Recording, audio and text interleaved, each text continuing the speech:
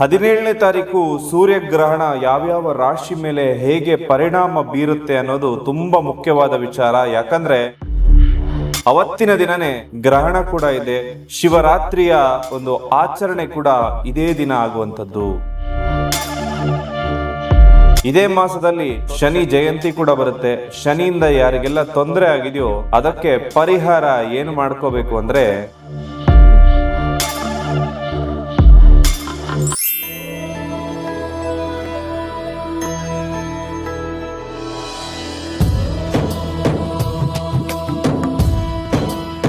Gurudev, February ತಿಂಗಳ ಮಾಸ ಭವಿಷ್ಯ ಕಾರ್ಯಕ್ರಮಕ್ಕೆ ತಮಗೆಲ್ಲರಿಗೂ ಕೂಡ ಪ್ರೀತಿಯ ಸ್ವಾಗತ. ಮೊದಲನೇ ಸರಿ ನಮ್ಮ ಚಾನೆಲ್ಗೆ ಬಂದಿದ್ರೆ ದಯವಿಟ್ಟು ಸಬ್ಸ್ಕ್ರೈಬ್ ಮಾಡ್ಕೊಳ್ಳಿ, ಹಾಗೆ ಪಕ್ಕದಲ್ಲಿರುವ ಬೆಲ್ ಐಕಾನ್ ಕೂಡ ಕ್ಲಿಕ್ ಮಾಡ್ಕೊಳ್ಳಿ ಅಂತ ಹೇಳ್ತಾ, ಫೆಬ್ರವರಿ ಮಾಸದಲ್ಲಿ ವಿಶೇಷವಾಗಿರತಕ್ಕಂಥದ್ದು ಶಿವರಾತ್ರಿ, ಗ್ರಹಣ, ಅಮಾವಾಸ್ಯೆ ಎಲ್ಲವೂ ಕೂಡ ಒಂದೇ ದಿನ ಬಂದಿರತಕ್ಕಂಥದ್ದು. ಈ ಸಂದರ್ಭದಲ್ಲಿ ಬಹಳ ವಿಶೇಷವಾಗಿರತಕ್ಕಂಥ ಒಂದು ಕಷ್ಟ ನಿವಾರಣೆ ಆಗ್ಲಿಕ್ಕೆ ಒಂದು ತಂತ್ರವನ್ನ ಕೂಡ ತಮ್ಮೆಲ್ಲರಿಗೂ ಕೂಡ ತಿಳಿಸ್ಕೊಡ್ತಾ ಇದ್ದೇನೆ. ಇದನ್ನ ತಾವೆಲ್ಲರೂ ಕೂಡ ಮನೆಯಲ್ಲೇ ಮಾಡಬಹುದು. ಅಷ್ಟ ಐಶ್ವರ್ಯಗಳನ್ನ ಕೂಡ ಈ ಒಂದು ಸುಲಭ ತಂತ್ರವನ್ನ ಮನೆಯಲ್ಲಿ ಮಾಡೋದ್ರಿಂದ ನಿಮಗೆ ಸಿದ್ಧಿಯಾಗುತ್ತೆ.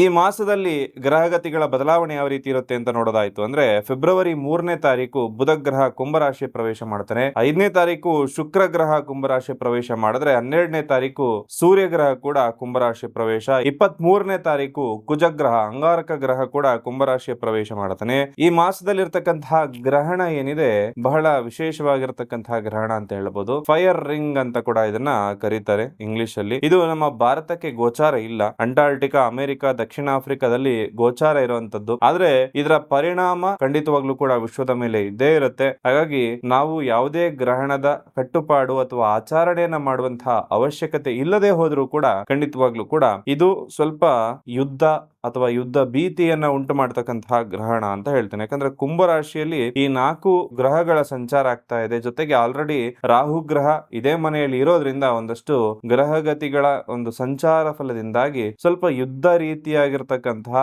ಒಂದು ಪರಿಸ್ಥಿತಿ ವಿಶ್ವದಲ್ಲಿ ನಿರ್ಮಾಣ ಆಗ್ಬೋದು. ಈಗ ನಮ್ಮ ದೊಡ್ಡ ದೊಡ್ಡ ದೇಶಗಳು ಹೋಗ್ತಾ ಇರುವಂತಹ ದಾಟಿಯನ್ನ ನೋಡಿದ್ರು ಕೂಡ ಅದೇ ರೀತಿಯಾಗಿರ್ತಕ್ಕಂತಹ ಕಾಮನೆಗಳು ಕಂಡು ಬರುತ್ತೆ. ಹಾಗೆ ವಿಶೇಷವಾಗಿರ್ತಕ್ಕಂತಹ ತಂತ್ರ, ನನ್ನ ಜೀವನದಲ್ಲಿ ಏನಾದ್ರೂ ಸಾಧನೆ ಮಾಡಬೇಕು, ಜೀವನ 6ಕ್ಕೆ ಏರ್ತಾ ಇಲ್ಲ, 3ಕ್ಕೆ ಇಳಿತಾ ಇಲ್ಲ, ತುಂಬಾ ತ್ರಿಶಂಕು ಸ್ಥಿತಿಯಲ್ಲಿದೆ, ಎಷ್ಟೇ ಕಷ್ಟಪಟ್ಟು ದುಡಿದ್ರು ಕೈಯಲ್ಲಿ ದುಡ್ಡು ನಿಲ್ತಾ ಇಲ್ಲ, ಆರೋಗ್ಯ, ವ್ಯಾಪಾರ, ವ್ಯವಹಾರ ಇನ್ನಿತರ ಹಲವಾರು ಪ್ರೀತಿ ಪ್ರೇಮ, ಒಂದು ಗಂಡ ಹೆಂಡತಿ ಜೀವನದಲ್ಲಿ ತೊಂದರೆಗಳಾಗ್ತಾ ಇರುವಂತವ್ರು ಮನೆಯಲ್ಲಿ ವಿಶೇಷವಾಗಿರ್ತಕ್ಕಂತಹ ತಂತ್ರ ಒಂದಿದೆ, ಅದನ್ನ ಮಾಡ್ಕೋಬಹುದು. ಪ್ರತಿ ಸರಿ ಅಂತ ಈ ಸರಿ ಒಂದು ಸುಲಭವಾಗಿರ್ತಕ್ಕಂತಹ ತಂತ್ರವನ್ನ ತಿಳಿಸ್ಕೊಡ್ತಾ ಇದ್ದೇನೆ. ಅದನ್ನ ಇಂಟ್ರೆಸ್ಟ್ ಇರುವಂತವ್ರು ಮಾಡಬಹುದು. ಇಲ್ಲಾಂದ್ರೆ ಲಾಸ್ಟ್ ಪಾರ್ಟ್, ನಿಮ್ಮ ಭವಿಷ್ಯ ತಿಳಿತಕ್ಕಂಥದ್ದು ಈ ಒಂದು ಅರ್ಧ ಭಾಗವನ್ನ ಸ್ಕಿಪ್ ಮಾಡ್ಕೊಂಡ್ರೆ ಕೊನೆಯ ಭಾಗದಲ್ಲಿ ಭವಿಷ್ಯ ಹೇಳಿದ್ರೆ ಡೈರೆಕ್ಟ್ ಅದನ್ನ ನೋಡ್ಕೊಳ್ಬಹುದು.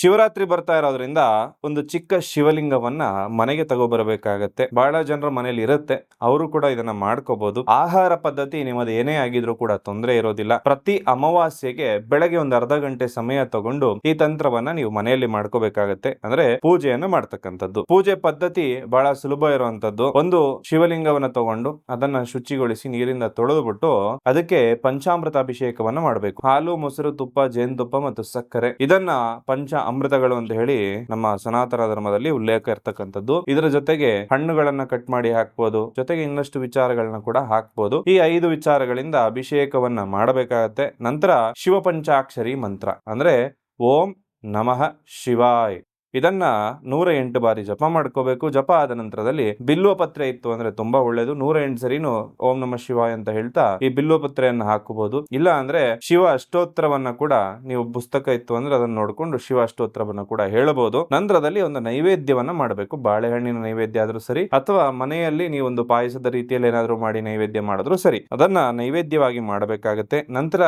ಧೂಪ ಮತ್ತು ದೀಪವನ್ನ ತೋರಿಸಿ ನಿಮ್ಮ ಮನೋಕಾಮನೆಗಳು ಈಡೇರಬೇಕು ಅಂತಕ್ಕಂಥ ರೀತಿಯಲ್ಲಿ ಒಂದು ಪ್ರಾರ್ಥನೆಯನ್ನ ಸಲ್ಲಿಸಬೇಕಾಗತ್ತೆ. ತುಂಬಾ ದೊಡ್ಡ ದೊಡ್ಡ ಆಗರ್ಭ ಶ್ರೀಮಂತರು ಕೂಡ ವಿಶೇಷ ತಂತ್ರವನ್ನ ತಮ್ಮ ಮನೆಯಲ್ಲಿ ಸದಾ ಮಾಡ್ತಾ ಇರ್ತಾರೆ. ಅದಕ್ಕೋಸ್ಕರ ಇದನ್ನ ಮಾಡಿದವರು ಶ್ರೀಮಂತರಾಗೋದು ನಿಶ್ಚಿತ.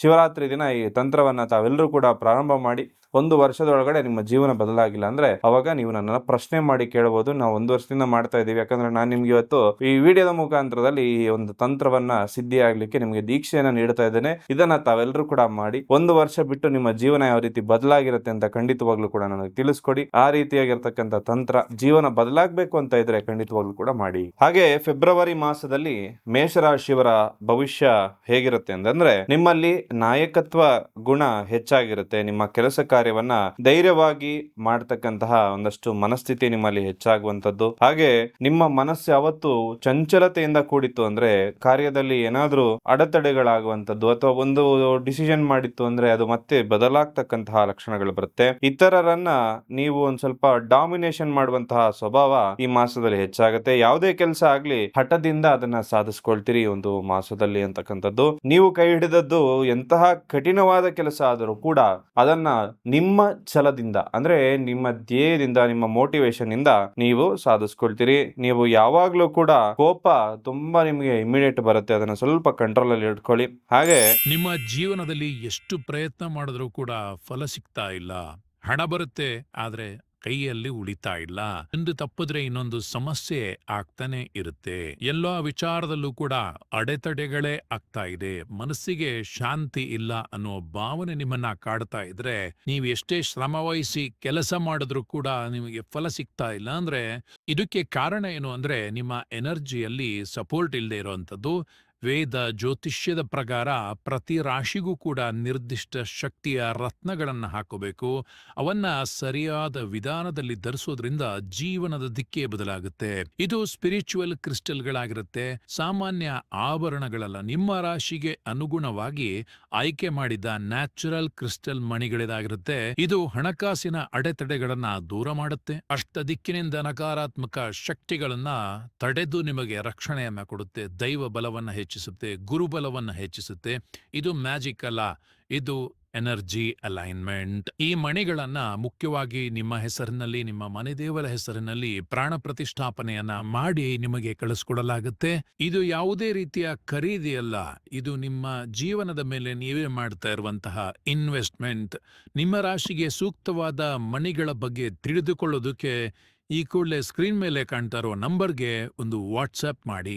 ದೈಹಿಕವಾಗಿ ಬಲಿಷ್ಠರೇ ಆಗಿರ್ತಾರೆ ಈ ಒಂದು ಮೇಷರಾಶಿಯವರು. ನಿಮ್ಮ ಕಣ್ಣುಗಳು ಸ್ವಲ್ಪ ಕೆಂಪಾಗುವುದು ಈ ಮಾಸದಲ್ಲಿ, ಯಾಕಂದ್ರೆ ಸ್ವಲ್ಪ ಕೋಪ ಅಂತಕ್ಕಂಥದ್ದು ನೀವು ಬೇಡ ಅಂದ್ರೂ ನಿಮ್ಮನ್ನ ಹುಡುಕೊಂಡು ಸ್ವಲ್ಪ ನಿಮ್ಮನ್ನ ಕೋಪ ಬೆಳೆಸುವಂತದ್ದು ನಿಮ್ಮ ಸುತ್ತಮುತ್ತಲಿನ ಜನ ಮಾಡಿರ್ತಾರೆ. ನೀವು ಬೇಡ ಅಂದ್ರೂ ಕೂಡ ಈ ಮಾಸದಲ್ಲಿ ನಿಮ್ಗೆ ಕೋಪ ಬರೆಸ್ತಕ್ಕಂತಹ ಜನ ನಿಮ್ಮ ಸುತ್ತಮುತ್ತ ಇರ್ತಾರೆ. ಹಾಗೆ ನೀವು ಮುಚ್ಚುಮರೆಯಿಂದ ಮಾತಾಡೋದಕ್ಕೆ ಯಾವುದೇ ಕಾರಣಕ್ಕೂ ಹೋಗ್ಬೇಡಿ. ಈ ಮಾಸದಲ್ಲಿ ಯಾವ್ದನ್ನಾದ್ರೂ ಕೂಡ ನೇರವಾಗಿ ಮಾತಾಡಿ ಅಂತಕ್ಕಂಥ ಮಾತನ್ನ ಹೇಳ್ತೇನೆ. ಈ ಮಾಸದ ಪ್ರಾರಂಭದಲ್ಲಿ ಗುರು 3ನೇ ಮನೆ, ಕೇತು 5ನೇ ಮನೆ, ಕುಜ ಶುಕ್ರ ಬುಧ ರವಿ 10ನೇ ಮನೆಯಲ್ಲಿರ್ತಾನೆ, ರಾಹು 11ನೇ ಮನೆ, ಶನಿ 12ನೇ ಮನೆಯಲ್ಲಿರ್ತಾನೆ. ಇದು ಈ ಒಂದು ಪ್ರಭಾವದಿಂದಾಗಿ ನೀವು ಮಾಡಿದ ಉತ್ತಮ ಕೆಲಸದಿಂದ ಕೀರ್ತಿ ಪ್ರತಿಷ್ಠೆ ಅಂತಕ್ಕಂಥದ್ದು ಕೂಡ ಹೆಚ್ಚಾಗುವಂತಹ ಸಾಧ್ಯತೆ ಇರುತ್ತೆ. ಯಾವುದೇ ಕೆಲಸ ಮಾಡ್ತಾ ಇರಿ, ಯಾವುದೇ ಉದ್ಯೋಗ, ಯಾವುದೇ ವ್ಯವಹಾರದಲ್ಲಿ ಇತ್ತು ಅಂದ್ರೂ ಕೂಡ ನಿಮ್ಮ ವೈಯಕ್ತಿಕ, ನಿಮ್ಮ ಪರ್ಸನಲ್ ಲೈಫ್ ಅಲ್ಲಿ ಟೈಮ್ ಅನ್ನೋದು ಸ್ವಲ್ಪ ಕಮ್ಮಿಯಾಗಿ ಕೊಟ್ಟು ನಿಮ್ಮ ಮನೆಯಲ್ಲೇ ಒಂದ್ ಸ್ವಲ್ಪ ಮನಸ್ತಾಪಗಳಾಗ್ಬೋದು. ಭವಿಷ್ಯದ ಯೋಜನೆ ಏನಾದ್ರೂ ನೀವೇನೋ ಪ್ಲಾನಿಂಗ್ ಮಾಡ್ತಾ ಇತ್ತು ಅಂದ್ರೆ ಪ್ರಾರಂಭ ಮಾಡ್ಲಿಕ್ಕೆ ಒಳ್ಳೆ ಟೈಮ್ ಅಂತ ಹೇಳ್ತೇನೆ.